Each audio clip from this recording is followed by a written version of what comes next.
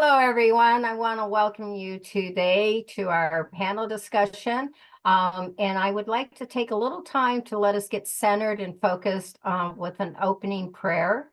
So take a few moments and just sort of relax in your seat and be in the present moment. We can let the affairs of the outside go and know that they'll be there when we're done. But this time right now is for our spiritual growth and well-being. And we say this with a moment. So take a deep breath in. Exhale, release any tension. If you want to close your eyes, you're welcome to do that. And just say, we thank you, God, for this time to be able to come together, for the spiritual involvement and that we get from this sharing and this open discussion. We know that your wisdom and guidance is here to enlighten us, and it's somewhere, sometime that the lesson we need to know will be said, and that we will be receiving your gifts through this panel. We thank you for this opportunity to share this and for this community that comes together. Amen. So today I'm leading the discussion, and I'm doing an article out of a Unity pamphlet called Grief is a Spiritual Practice. And it's acknowledging our grief anniversaries by John Pavlovitz. And John Pavlovitz is he's an author and a pastor. He's an activist. He does a lot of story. He keeps a blog going, and he wrote this article that was published by Unity. And I want to share some of his thoughts in this article about our grief anniversaries. So, and I'm going to share the beginning story that he shares about his. I always struggle on sunny Saturday mornings. It was a brilliant blue-skied September Saturday 4 years ago when I bounded down the stairs on the way to the gym and noticed my phone vibrating on the hallway table. The caller ID told me that it was my youngest brother, Eric, and so I rushed to it, eager to catch up. Had I known what he was going to tell me 10 seconds later, I wouldn't have answered it. That was the moment I found out that my father was gone. As only those who mourn the loss of someone they deeply love understand, sunny Saturday mornings have never been the same for me. They are now a grief anniversary, a perpetual involuntary holiday where my heart marks its entry over and over and over again without me getting a say in the matter. Since that terrible day, there has rarely been a Saturday morning, regardless of what I've been in the middle of, when I have not found myself reliving it in some way. My mind jarred from its routine to momentarily eulogize my father once again. I wish it were the only such occasion as I could probably handle feeling this horrible once a week, but that's not how this works. So what he goes on to talk about, most people think about the grieving is on the annual events, Christmas, birthdays, the anniversary of their death, those certain times that were a special day. But the brutal truth is, and for those who continue to live after someone dear to them has gone, it is that these other quiet anniversaries are equally devastating and far more frequent. He goes on to say, in the wake of losing a loved one, everything in your life becomes a potential surprise memorial. Out of nowhere, you are broadsided by days of the week or times of day or numbers on the calendar or songs that were playing or cologne you were wearing or the feeling of the grass beneath your knees as you fell at the news. These seemingly incessant reminders force you once again to observe the loss anew. Since these days and times and triggers aren't obvious to most people in our lives, and since we don't have the time or the words to describe them all, they are usually unaware of just how much and just how often we mourn.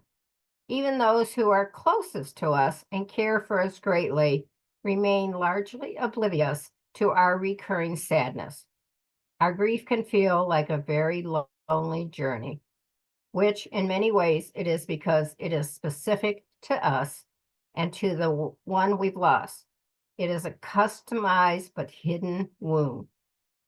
I've tried to remember this because it helps me to realize that most people I encounter every day are doing their continual memorializing of someone they love too.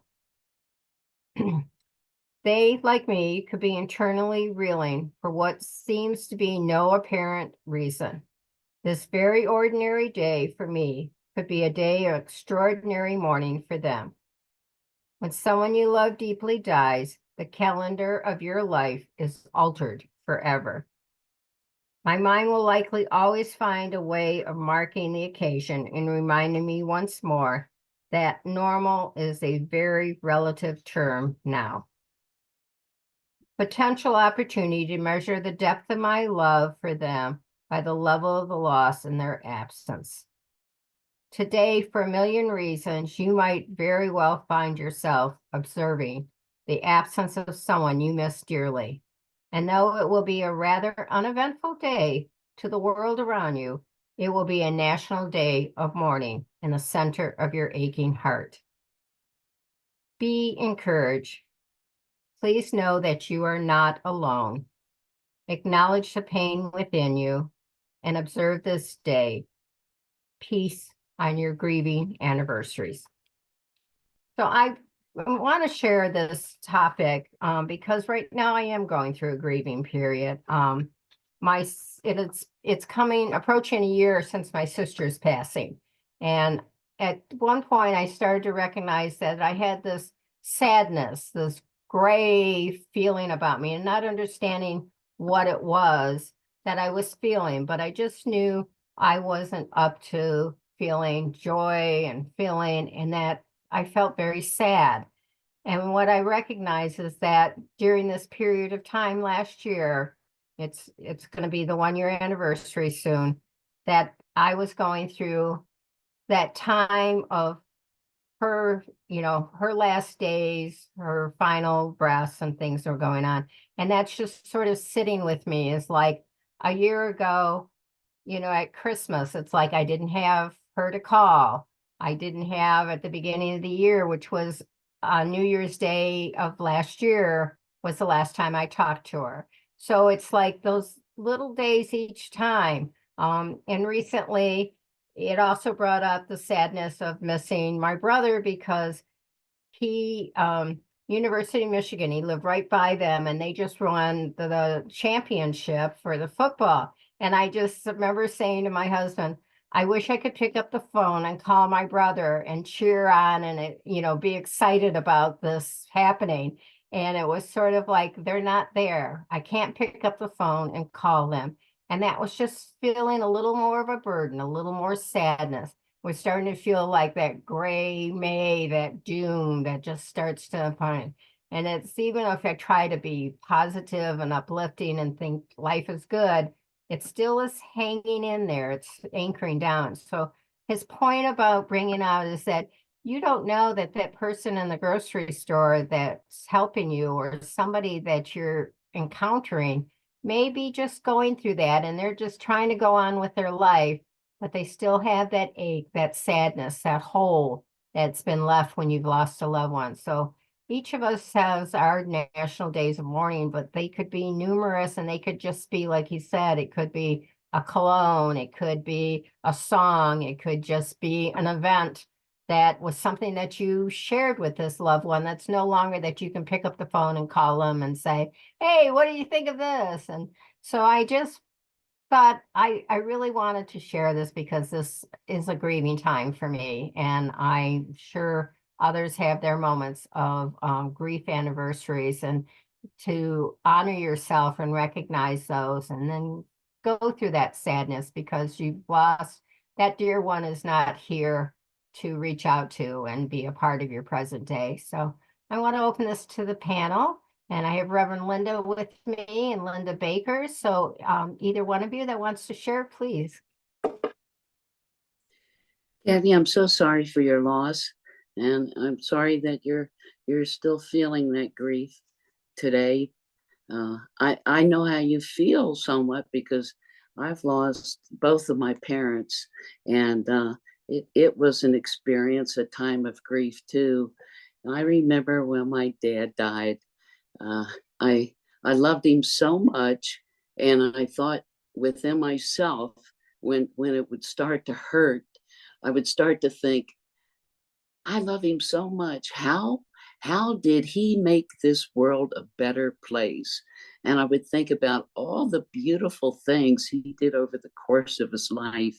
And I could keep you here for hours telling you stories about how he stopped on the street and helped people work on their cars when they were broken down and stories like that. But I fed on that thought, how he made the world a better place. And then I thought, and how can I live my life of evidence of that?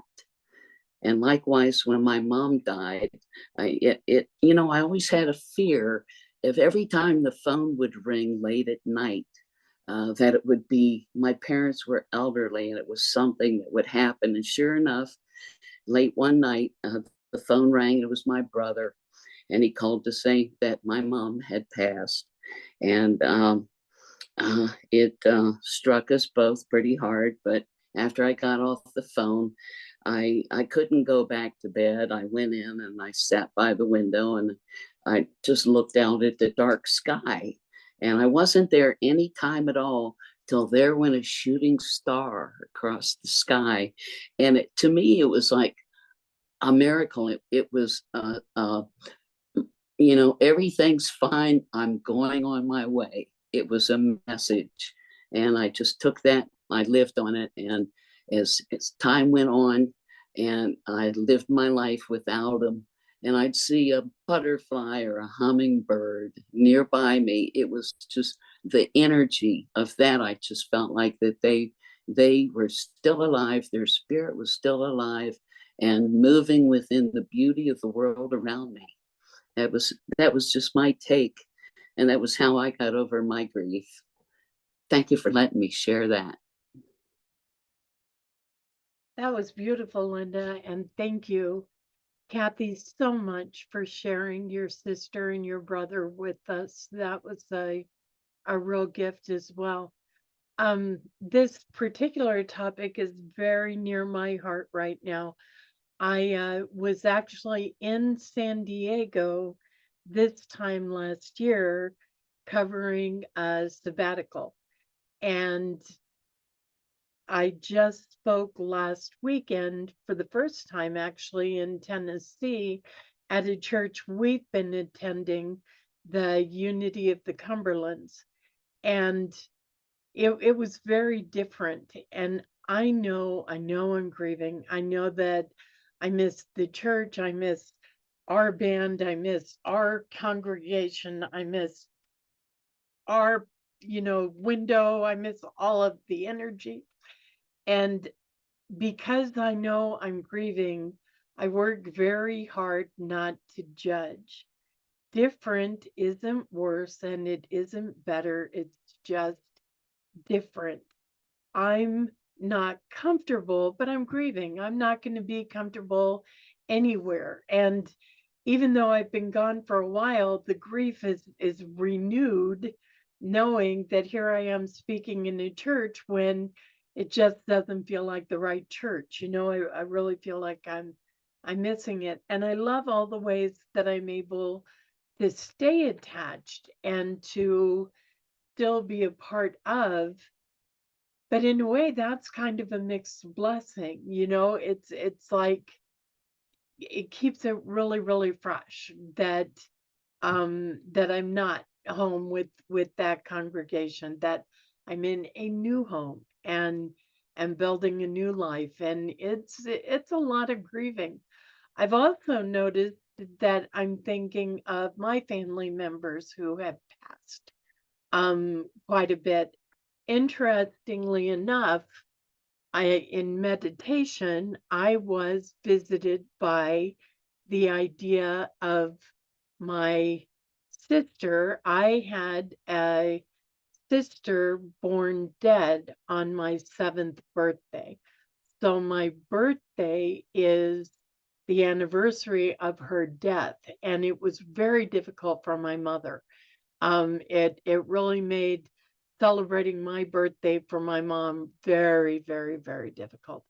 And in meditation, I really got a sense of peace and understanding of this spirit who came just for a second to be my sister here on earth. And it was very healing. It was a wonderful, joyous thing.